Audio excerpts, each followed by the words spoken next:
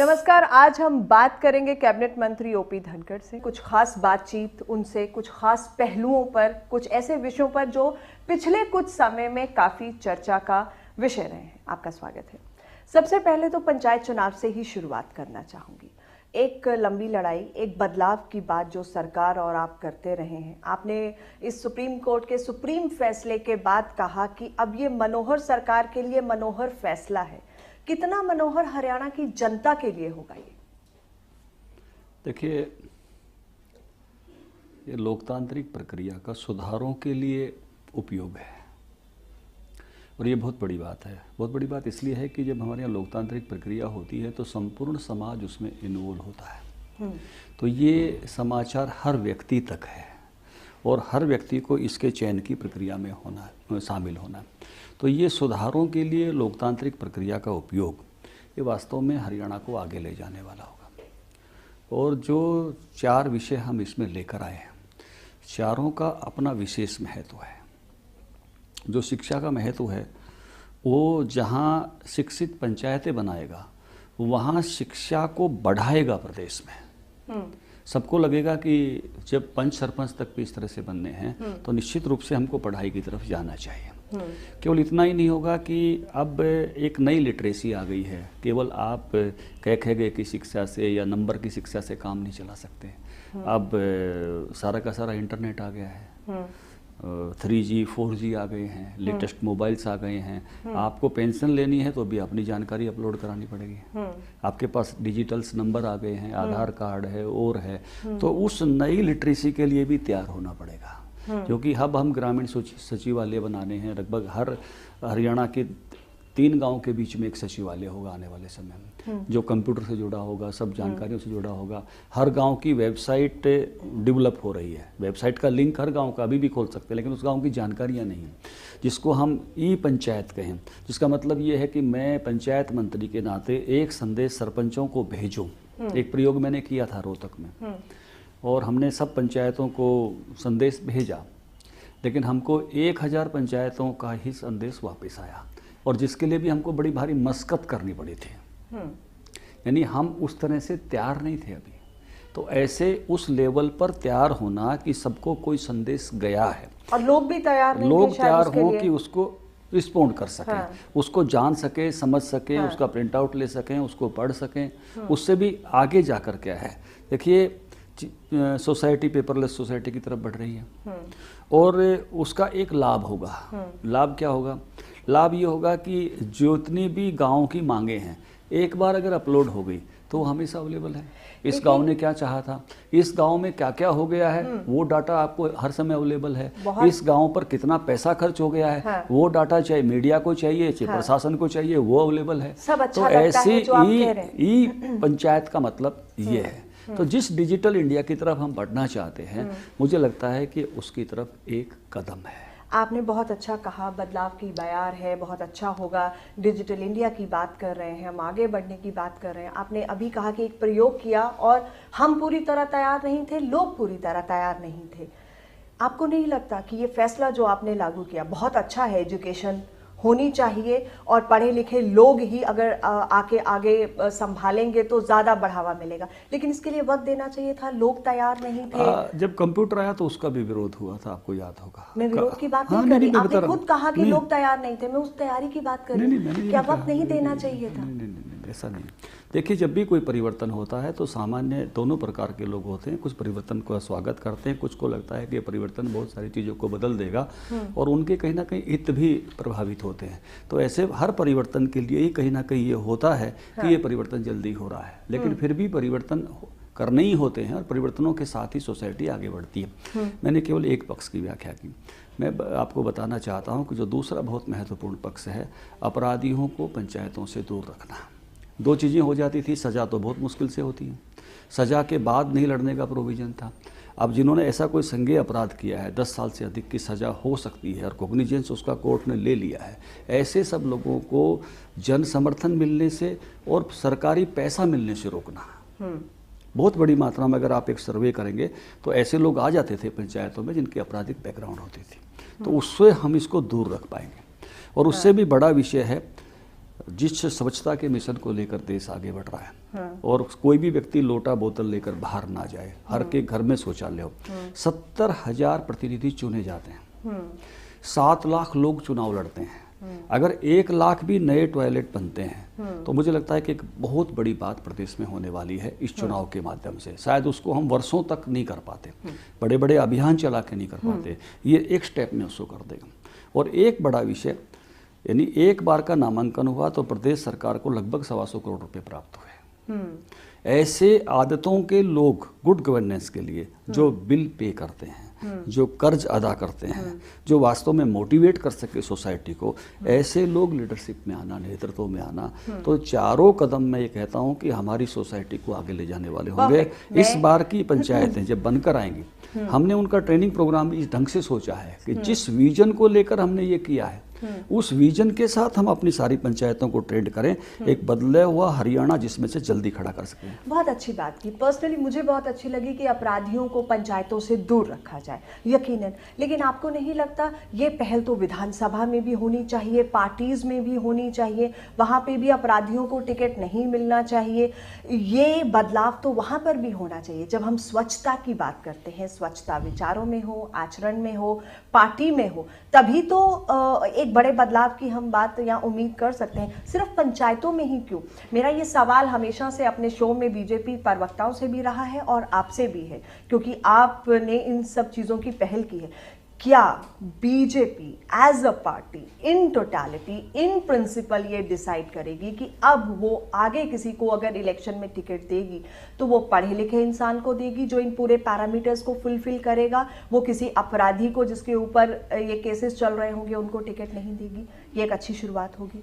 देखिए, जब मैगी के पर सवाल उठे ना तो बहुत सारों ने सवाल उठाने शुरू कर दिए, हमारे ढाबों पर क्या है, हमारे जो बाकी चीज़ें समोसों में क्या है, हमारे उसमें क्या है। जहाँ से अच्छा हो रहा है वहाँ से स्वागत किया जाना चाहिए, जहाँ से अच्छा हो रहा है उसको सराहाया जाना चाहिए। बिल्कुल है। और जो निर्णय जिसके हाथ में है, जिस स्टेप पर है, ये निर्णय हमारे हाथ में है, विधानसभा के हाथ में है, पंचायतें कैसी बने, नगर निगम नगर निकाय कैसे बने वो हमारे हाथ में है। हम नगर निगम नगर निकाय में इस निर्णय को लेकर जा रहे हैं। पूरे देश का निर्णय लोकसभा के हाथ में है। नहीं, पूरे देश के हालात, आप इसे अपनी पार्टी फोरम में तो रख सकते हैं। आप वहां तो कह सकते हैं कि बीजेपी अगर ये हरियाणा में अच्छी शुरुआत कर रही है तो हम तो ये स्टेप आगे लें तो एक अच्छा लगेगा। नहीं, आप देखिए, हमारा एक्शन कहने से ज्यादा महत्वपूर्ण है। नहीं, कई बार शब्द भी उतने ही मायने रखते हैं। लोग क्योंकि आपके शब्दों पर चलते हैं, आपके भरोसे पर आपको वोट देते हैं और उसके बाद आप इस कुर्सी पर बैठ के उनके लिए कुछ अच्छे फैसले करते हैं। धनखड़ साहब, एक आश्वासन तो देना बनता है। सामान्यतः जिस रास्ते पर हरियाणा सरकार गई है, बीजेपी का नेतृत्व गया है, सामान्यतः वो बीजेपी का रास्ता है। हाँ। सामान्यतः अपवादों को छोड़ दें तो नेचुरली सामान्यतः वही भाजपा का रास्ता। तो क्या हम उम्मीद करेंगे कि आगे इस तरह का फैसला होगा कि बीजेपी एजुकेशन को एक पैरामीटर बनाएगी टिकट देते हुए? हर राज्य के फैसले, हर स्थितियों के फैसले वहाँ की स्थितियों के अनुरूप ही करने पड़ते हैं। हरियाणा एक विकसित राज्य है। हाँ। और हरियाणा उस नाते से देश में आगे पहले भी बहुत अच्छी, मैं कहूँगा कि हाँ। हरियाणा और पंजाब ऐसी स्थिति में रहे।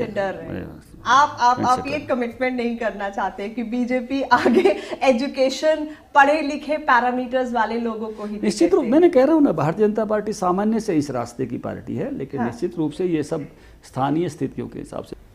लेकिन उस दौड़ में हम उन लोगों को इतना पीछे ना छोड़ दें जब तक हम बेसिक इंफ्रास्ट्रक्चर को ठीक नहीं करेंगे तो कैसे होगा? विकास सबके लिए, विकास के रास्ते सबके लिए खुले, विकास के फल सबको मिले।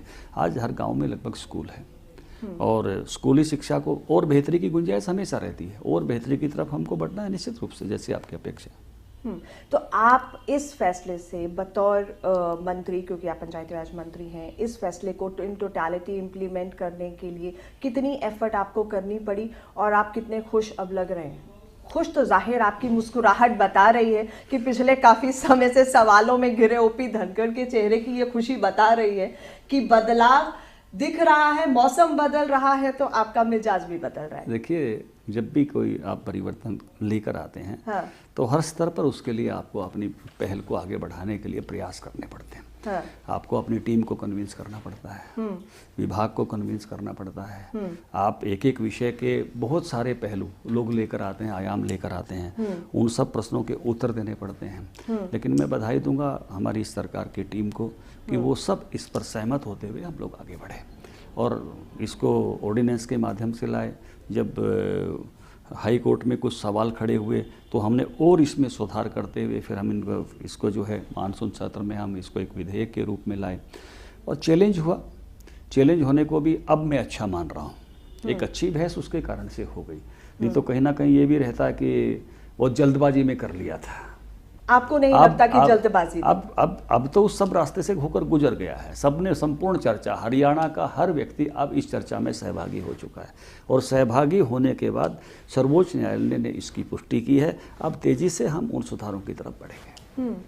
ये फैसला एक ऐसे वक्त पर आया जहां सरकार और आप भी अभी विधानसभा में धान की खरीदारी में हुए घोटाले को लेकर काफ़ी सवालों में विपक्ष ने खड़ा कर रखा था। एक रिलीफ मिला है क्योंकि सारी अटेंशन अब इस एक अच्छी बात की तरफ चले गई है, एक ऑक्सीजन मिली है। क्या ऐसा लग रहा है?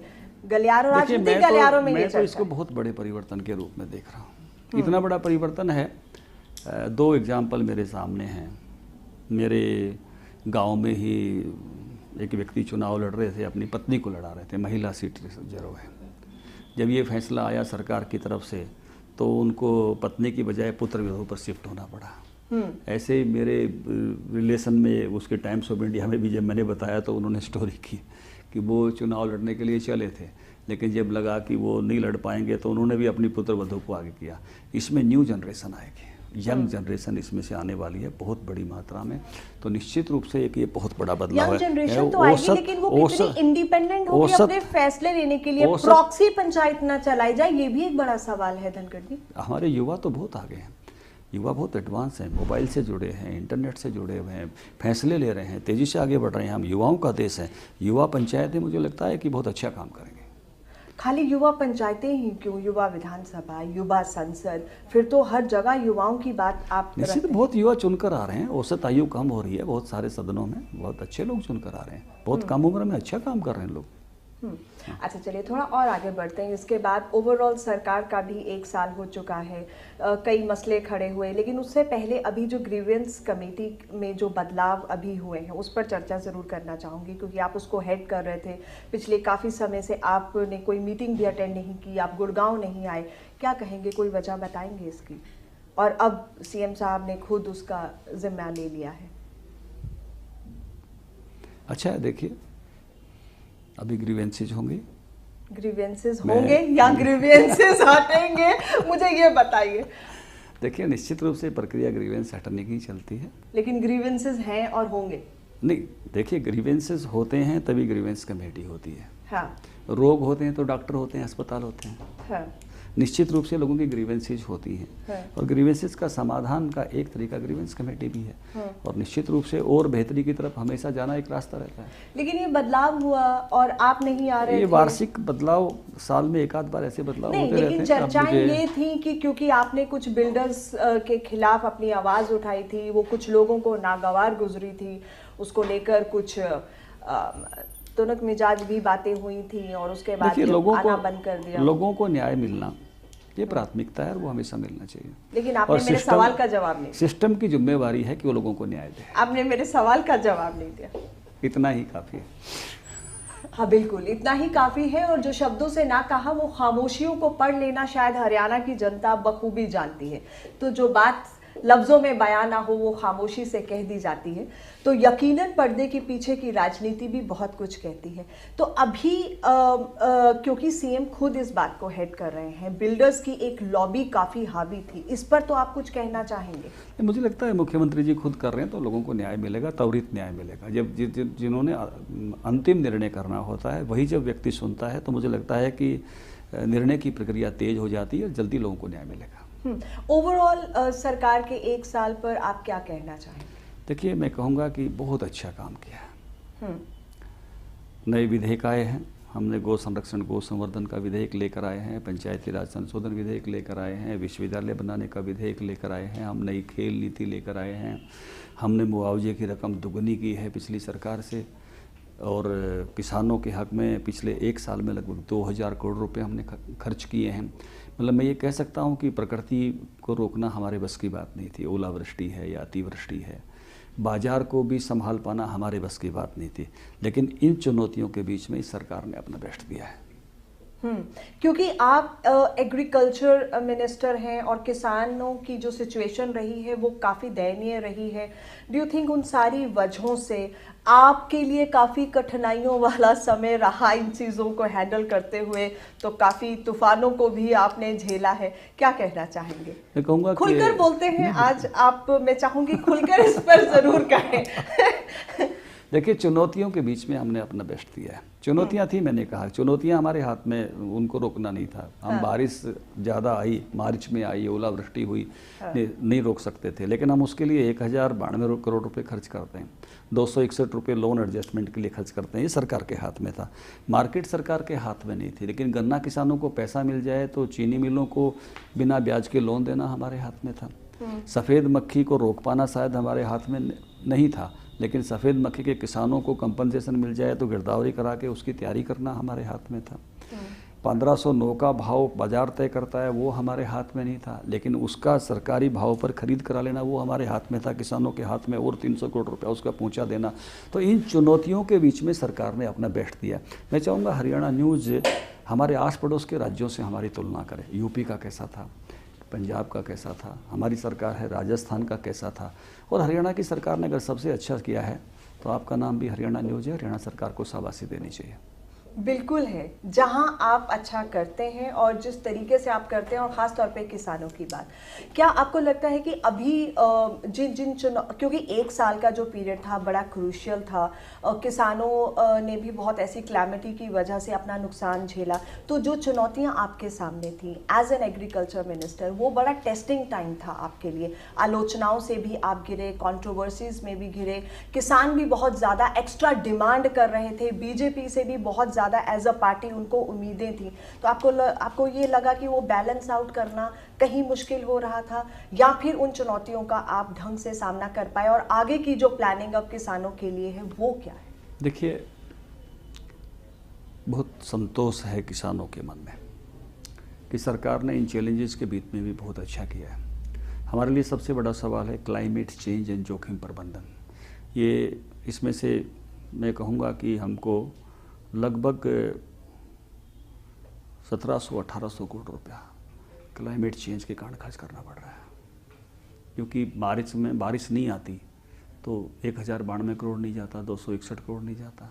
अगर मानसून के समय सही बारिश हो जाती तो सफ़ेद मक्खी नहीं आती। अब उसके लिए जो पैसा जाने वाला है, मैं उसका हिसाब लगा के बोल रहा था, 1700 कहूँ, 1800 करोड़ कहूँ, क्योंकि पहले हम 1200-1300 करोड़ उसमें खर्च कर, 1300 करोड़ खर्च चुके हैं। अब वो कितना बिल आएगा? तो ये क्लाइमेट चेंज के कारण हुआ है। इसमें एक बेटर जोखिम प्रबंधन चाहिए कि किसानों को कम से कम, हम जैसे हर बीमे में 100% नहीं मिलता, लेकिन 80% मिलता है। आपकी गाड़ी टूट गई, आपका कोई दुकान जल गई, कुछ और हो गया, अभी तो हम उसकी फसल का 50% दे पाते हैं। हम उसको 80% तक ले जा सकते हैं क्या? उसको कोई नुकसान होता है तो फिर ये जो क्लाइमेट चेंज का चैलेंज है, इसको फसलों में हम कैसे निपटें? क्या हर बार केवल जोखिम प्रबंधन करके तो नहीं निपट सकते? कोई टेक्नोलॉजी बदलनी पड़ेगी, ग्रीन हाउसेज ज़्यादा बढ़ाने पड़ेंगे। तो अभी आपकी प्रायोरिटी तो इसलिए हमारी प्रायोरिटी ये है कि उसकी जोखिम को सुरक्षित करें, और इन चैलेंजेस को देखते हुए हम क्या पैटर्न में चेंजेस लाएं कि इन बदलावों में भी किसान को उतना नुकसान ना हो। ये चुनौती हमारे सामने है। तो अभी क्या आप किसानों को एजुकेट करने के लिए कुछ पॉलिसीज ला रहे हैं, कुछ इस तरह की प्रोग्राम्स आप कर रहे हैं, या फिर बीमा पॉलिसी जो आप बता रहे हैं वही सबसे बड़ी प्रायोरिटी? नहीं, एक प्रायोरिटी तो ये है कि एक अच्छी जोखिम प्रबंधन की पॉलिसी उनको मिले, उस काम पर मैं लगा हूँ। दूसरा, केवल जिसको मैं कहूँगा कि उनका प्रशिक्षण पर्याप्त नहीं है, क्योंकि ये कैपिटल इंटेंसिव कार्यक्रम है। अगर मैंने पॉली हाउस लगवाने हैं तो बहुत पैसा लगेगा, केवल कहने मात्र से पॉली हाउस नहीं लगेंगे। तो एक नया कंसेप्ट हमने अभी देखा है, मैं पार्टी में भी बात कर रहा हूँ, अभी हम बीजिंग गए तो उनका एक कंसेप्ट है peri urban agriculture, need based agriculture करते हैं वो बीजिंग के चारों तरफ 18,000 वर्ग किलोमीटर में, और बीजिंग की जो ज़रूरतें हैं उनका 30% से लेकर 50% ज़रूरतें वो एरिया पूरी कर देता है। इसको आप उस दूसरे रूप में देखो तो दिल्ली से 5 किलोमीटर दूर भी हम गेहूं उगा रहे हैं, हम धान उगा रहे हैं। धान तो छत्तीसगढ़ से आ सकता है, साल में एक बार चाहिए। गेहूं मध्य प्रदेश से आ सकता है, साल में एक बार चाहिए। जो रोज़ चाहिए सब्जियां, इनकी डेली खपत है, क्यों ना दिल्ली से सटते हुए हम उनको उगाएं। जो फूल रोजाना चाहिए क्यों ना वो उगाएं। लेकिन इसके लिए तैयार करना जो डेयरी प्रोडक्ट चाहिए क्यों ना वो पैदा करें। उनकी उन ज़रूरतों को पूरा करने का सिस्टम उन्होंने ऐसे ही खड़ा किया है अपने बीजिंग के चारों तरफ। तो हम भी एनसीआर बोर्ड में ये पेरी अर्बन एग्रीकल्चर जैसा कंसेप्ट आए, वो केवल इंफ्रास्ट्रक्चर खड़ा करने का पैसा भी दे रहे हैं, आप KMP बना लो, आप रेलवे निकाल लो। हम ये चाह रहे हैं कि एग्रीकल्चर के लिए भी उनको खर्च करना चाहिए। अफसरशाही का मसला बीजेपी के मंत्रियों में और सरकार में काफ़ी हावी रहा है। आपका क्या एक्सपीरियंस रहा है? आप क्या सोचते हैं कि क्या अफसरशाही हावी है, उसकी वजह से काम करने में दिक्कत आ रही है, या आपको ऐसी कोई प्रॉब्लम नहीं आई, या फिर जो हावी थी अब उस पर काबू पा लिया गया? देखिए, मुझे तो कोई ऐसी घटनाएं दिखाई देती नहीं है। सब लोग खूब भाग दौड़ते दौड़ते काम करते हैं, आपके सामने दिख रहा है। 15 दिन में कंपनसेशन देने का काम हो रहा था। तो जिन लोगों ने ये बात की, हम कानून लेकर आए तो उसमें बहुत तेजी के साथ तो काम जिन किया। लोगों ने ये बात की वो नहीं कर पा रहे थे, उनको एक्सपीरियंस नहीं था, या फिर उनके एक्सपीरियंसेस ऐसे थे? देखिए, जो जर्नल मैं देख रहा हूँ कि खूब दौड़कर सरकार और जिसको कहते हैं कि अफसरशाही का तालमेल, उससे ही सारा काम आगे बढ़ता है, और निश्चित रूप से एक अच्छे तालमेल के साथ काम कर रहे हैं। लेकिन विज साहब ने तो बहुत खुलकर बोला कि अफसर हावी हैं, सुनना ही नहीं दे रहे, सुनते नहीं है। CM साहब ने खुद कहा कि कुछ अफसरों को जंग लगा है, जल्द ही उनका जंग उतार देंगे। तो कहीं तो थी ये बात। एक बड़ा ग्रुप होता है सरकार में काम करने वाले, 150 से ज़्यादा IAS ऑफिसर होते हैं, बहुत सारे SCS ऑफिसर होते हैं, बहुत सारे नीचे का स्टाफ होता है, हर की इंडिविजुअलिटी अलग अलग है। लेकिन इन जनरल मैं कहूँगा कि सरकार और जो है अधिकारियों के तालमेल के साथ अच्छा काम हो रहा है।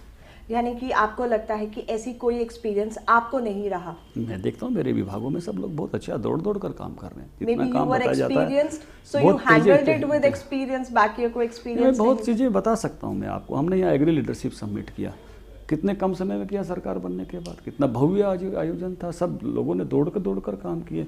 बहुत कम समय में हम गौ संरक्षण गौ संवर्धन का विधेयक लेकर आए, एकदम पब्लिक डिस्कशन करते हुए। बहुत अच्छा मेरी टीम ने काम किया। पंचायती राज में भी कह सकता हूँ बहुत अच्छा मेरी टीम ने काम किया। मैं 1300 में से 1100 टेल तक पानी पहुँचा पाया। अगर मेरा नहर विभाग दौड़ दौड़ कर काम नहीं करता तो कैसे पहुँचा सकता था? मंत्री सब जगह थोड़ी पहुँचा सकता है। तो मैं देखता हूँ कि हर क्षेत्र में बहुत दौड़ कर काम करता है। आपके डिपार्टमेंट में पूरा कोऑर्डिनेशन? निश्चित रूप से बहुत अच्छे से काम कर रहा है। अच्छा, जाट आरक्षण के मुद्दे को लेकर क्या कहेंगे? राजकुमार सैनी के लगातार बयान, लेकिन जाट आरक्षण पर बीजेपी का क्या स्टैंड? बीजेपी आरक्षण के समर्थन में है बिल्कुल। हमारे राष्ट्रीय अध्यक्ष अमित शाह जी ने भी सब समाज को कहा है, प्रधानमंत्री जी के यहाँ भी हम सब लोग गए थे, उन्होंने आश्वस्त किया है। मुझे लगता है कि ऐसे कुछ रास्ते निकाले जा रहे हैं कि जिसके कारण से समाज की जो अपेक्षा थी वो पूरी हो। तो सैनी साहब जब इस तरह के बयान पार्टी फोरम पर या प्लेटफॉर्म पर खड़े होकर कहते हैं, आपको नहीं लगता कि गलत मैसेज जाता है? सैनी साहब पर कोई कमेंट नहीं करना उनको। प्रायोरिटी क्या रहेगी अभी आपकी अगले 4 साल? प्रायोरिटी बतौर पंचायती राज मिनिस्टर, बतौर एग्रीकल्चर मिनिस्टर, क्या है प्रायोरिटी? देखिए, अलग अलग विभाग के हमने कुछ प्राथमिकताएं तय की हैं। कृषि में जहां मैं सोचता हूं जोखिम प्रबंधन मेरी एक तुरंत की प्राथमिकता है। बड़ी प्राथमिकता ये है कि हम अपने स्टेट को एग्रीकल्चर से हॉर्टिकल्चर पर शिफ्ट करें। ओके।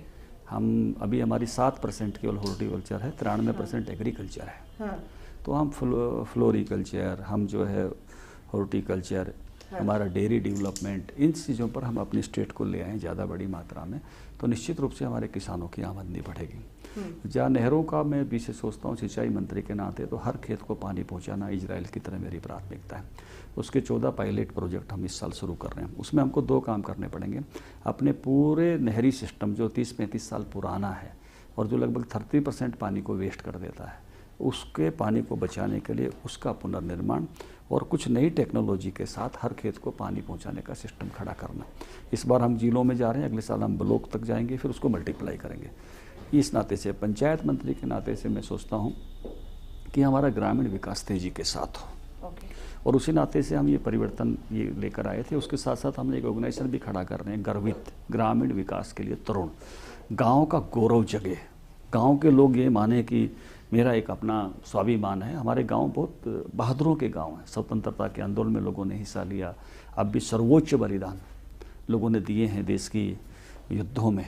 तो गांव के गौरव के पट हम हर गांव के बाहर लगा रहे हैं कि इस गांव में ये बहादुर व्यक्ति हुआ, इसने परमवीर चक्र जीता, इसने अशोक चक्र जीता, इसने वीर चक्र जीता, और इस गांव के ये खास वैशिष्ट्य हैं। और साल में एक बार गांव के लोग अपने गांव का गौरव दिवस भी मनाना शुरू करें, गांव के जन्मदिन के रूप में हो, चाहे उस गांव का किसी व्यक्ति के रूप में हो, और अपने विकास में वो हिस्सेदार बने। इस फीलिंग को हम पैदा करते हुए तो स्वच्छ गांव, आदर्श गांव, सचिवालयों से युक्त गांव, उससे जुड़े हुए लर्निंग से जुड़े हुए गांव, इस प्रकार के गांव खड़ा करना, ऐसे ग्राम विकास मंत्री के नाते से, पंचायत मंत्री के नाते से मेरा विजन है।